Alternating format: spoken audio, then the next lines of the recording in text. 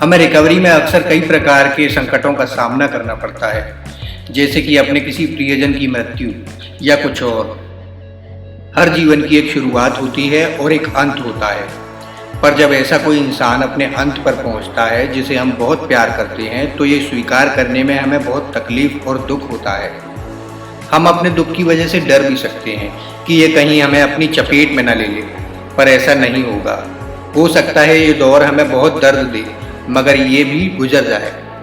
हमें किसी भी भावना से भागने की ज़रूरत नहीं है, चाहे वो जो भी हो।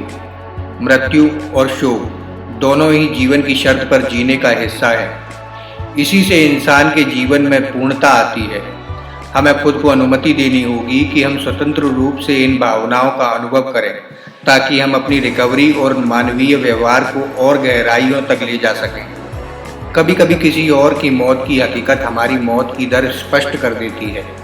हम अपनी प्राथमिकताओं का फिर से आकलन करने लगते हैं और अपने प्रियजनों को फिर से सराहने लगते हैं। हमारी ज़िंदगी हमेशा उनके साथ नहीं चल सकती। जब तक हम जीवित हैं, हमें अपने जीवन को सर्वोत्तम बनाने की कोशिश करनी है, यहाँ तक कि हमें ये लगने लगे कि किसी और की मृत्यु हमारा ईश्वर से चेतन संपर्क करने में मदद कर रही है। अगर हमें याद आए तो ज़रूरत पड़ने पर हम फिर से उस ऊर्जा के स्रोत पर वापस लौट सकते हैं। ऐसा करने से हम अपनी रिकवरी पर फिर से ध्यान लगा सकते हैं, चाहे हमारे साथ जो कुछ भी घट रहा हो। सिर्फ आज के दिन मैं अपने प्रियजन के गुजर जाने को स्वीकारूंगा और ईश्वर से ताकत हासिल करके अपनी भावनाओं को स्वीकारूंगा। मैं आज अपने सभी परिजनों को बहुत प्यार दूंगा।